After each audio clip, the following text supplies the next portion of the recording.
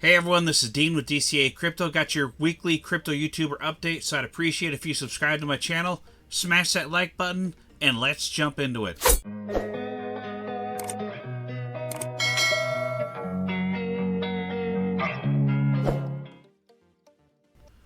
Alright, this week I got your weekly crypto YouTuber update. I got 4 videos for you guys that I think have some fantastic information for you guys to check out and watch. These are some videos that I've picked out personally for you guys to look at of other YouTubers that have useful information that could be helpful for you and your crypto investments. So let's jump into it here.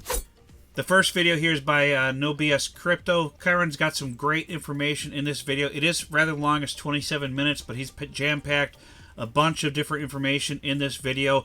Helpful information to kind of get you to think about your entire crypto investments and what you want to do for profit-taking strategies for this bull run, how to be, on the lookout for people out there giving you kind of information that could push you one way or another that's not very helpful, where you might hold your crypto longer than you should be holding on to it by listening to crazy price predictions and stuff like that.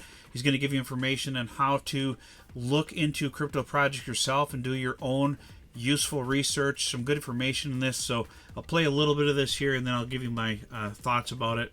There is an ongoing debate amongst influencers, and likely one that you are involved in yourself, in terms of what actually goes into finding quality altcoins, what goes into finding the true big players in the space before they actually take off, or how you structure your portfolio, how much Bitcoin, how much Ethereum, how much Solana are you supposed to own? Well, in this video, I'm going to give you the truth. I'm going to break down my 20,000 hours in crypto researching. I'm not talking about fluffing around 20,000 hours. I'm talking about all day, every day, between 7 to 16 hours researching. This is my job, has been for a while now, and I want to boil it down into this video. I want to tell you, based on all the money I've lost, all the countless mistakes and the successes, what actually constitutes quality research, quality portfolio, adequate risk management, and all the rest you need to succeed in this bull run. Mark my words, this is a video you're going to have to watch, especially if you are new to the industry or you want to brush up on some of these things you've been taught across the line. Again, every influencer has a different opinion, okay? And for good reason. I believe we need at least 2 decades worth of real history to find good data to actually pull and construct something reasonable from, whether that's researching coins, whether that's, constructing a quality portfolio. We're about 10 years away from that point. So this is going to go off what I believe the crypto market will be for this bull run. This may be different in the next bull run. All right, so he does have some useful information in here. Like I said, it is a longer video. Kyron does a lot of research, a lot more than the average person out there. He has a lot more time than I do to do research on some of these crypto coins, but as long as you're actually, getting some basic information about the project, like looking to see what kind of partnerships they have, looking at their social media, what kind of social media following do they have? Are they regularly updating the community with what's going on with the project? Do they have good investors? Do they have some of the bigger investors that are investing into the project that show a strong partnership for it? Have they launched on any good launch pads like Binance Launchpad and some of the others out there, or are they planning on launching on some of those if they're doing a IDO or pre-sale or something like that? These are all things that you want to look at. Another thing you want to look at is what kind of exchanges are they listed on? Are they planning on listing on bigger exchanges during this bull cycle? Have they communicated to the community that they are targeting several top-tier exchanges?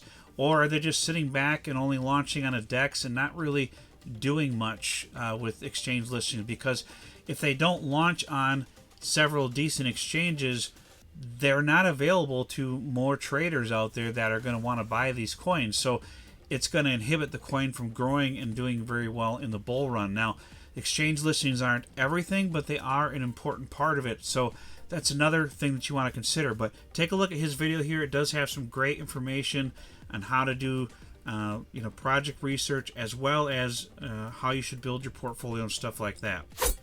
The next video here is by MoneyZG. He's got some good information in here. This can kind of let you know what's going on with the market right now and where we could potentially be at. So take a look at this here. Hey guys, this is a market update. More potential bad news and FUD for Bitcoin and crypto this week. Potentially the US government selling coins. There's some speculation about if they're actually selling coins, but they have sent them to Coinbase Prime, which usually you would be doing if you wanted to sell the coins. But we're in this just huge no man's land right now between narratives. We've had all the positivity. We've had the ETFs. We've had the, kind of change in the market sentiment. We had Donald Trump saying Bitcoin reserve for the US. All of that's been and gone. And, we're still in this downtrend right now. And we're just kind of lacking for any real narrative in the market that's going to push us higher. Like, what's the next thing? The next thing is liquidity injections from central banks that turn in the cycle. But we're not seemingly there right now, especially in the States, which is going to be the main driver. So we're just in this big no man's land. You can see for BTC right now, just this downtrend, right? Now, like I said in previous videos, this may turn into a bull flag. What is a bull flag? A bull flag is where you have an uptrend, which we're clearly in, right? Since the bottom, clear uptrend. And then you get just a downtrend channel. And as you break through that, or if you break through that, that's actually the bull flag. And then you obviously go a lot higher. But we're not there yet, right? Fundamentals are not driving us yet. The attention has gone. The spark has gone from crypto, right? You can just feel it. But I want to talk about later on in this video, liquidity injections from central banks, which is really why BTC exists, right? And that's the main thing that we have to look forward to. So that's what we need to grab onto. So I think that's the next phase. But look, that could be a while. We have to get through a lot of stuff. We have to get through, potential economic slowing. Is unemployment going to tick up? Unemployment, the employment figures we got this week, pretty decent, right? So it's kind of bumbling along. And so this type of economy, this type of market. So he's talking about the downtrend that we've been on for a while. And I've been talking about this for months on my channel. I've been telling everybody I expect a downtrend after the big pump that we had to new all-time highs early on with the ETFs pushing up Bitcoin early. Everybody thought we were going to continue to go up, and I kept saying, no, we're likely not just going to continue to go up because we've pumped so hard and so fast that, we're due for a big correction. And the fact that summer in crypto, typically they have the phrase sell in May and go away for a reason, because there's usually a big sell-off and downward trend in crypto over the summer months, and then it usually starts picking up a little bit in the fall, but mostly towards the end of the year, especially after the halving. And that's where we're heading into right now. I'm expecting us to be on a little bit of a downward trend for a while here over the next few months, and then maybe in September we're going to do the rate cuts from the Fed, and that's when we'll likely after that start on an upward trend once we get more liquidity coming into the market and all that. And those rate cuts typically tend to push crypto up in price over time. It doesn't happen immediately, so that's another thing that we have to wait out and be patient for. But he's got a lot of other great information in this video that you guys should take a look at. It's only about 10 minutes long, so you guys should watch this and take a look at the information here, because I do think it is useful to kind of give you a better picture of where we could be headed here. The next video here is by Wrecked Capital. I've never actually watched this person's video before, but they do have a decent amount of followers. They got 81,000 subscribers on this channel. It's talking about the Pi cycle top indicator and how that, based off from this indicator, we are nowhere near the peak of the bull run yet, and that we have a ways to go. This is kind of the along the lines that I'm thinking as well. I think this pump that we've had to new all-time highs was just a mid-cycle pump, and we're getting the correction from that, and then we'll go into the main bull run. Of course, I could be wrong. I don't have a crystal ball, but I want to play a little bit of this video here for you guys. But I think it has some excellent information in here for you guys to take a look at. Another viewpoint as to why, we think the bull run hasn't even officially started yet.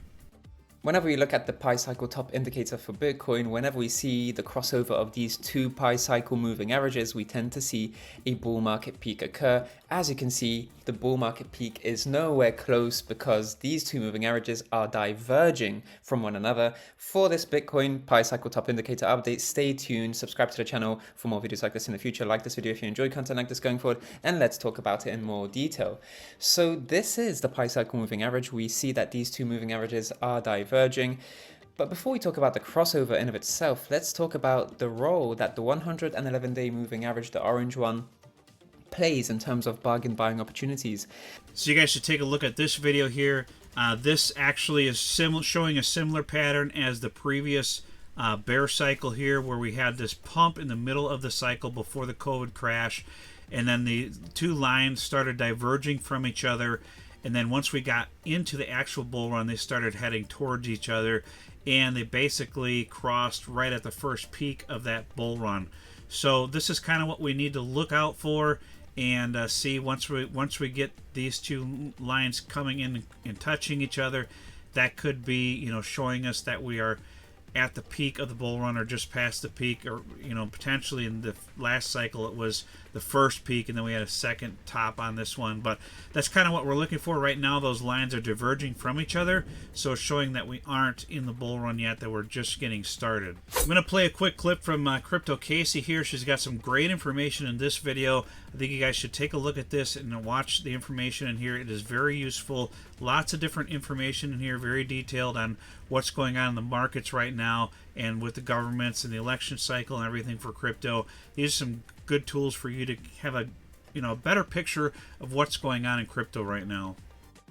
Bitcoin is still in this sideways bearish trend on the weekly when looking at the Moneyline indicator tool. And like we've been discussing for the past 6 or 7 weeks, Bitcoin won't flip back into a bullish trend until it closes a week above this $70,500 price point. Hopefully this sideways price action is just a bearish fake out within an overall bull market cycle.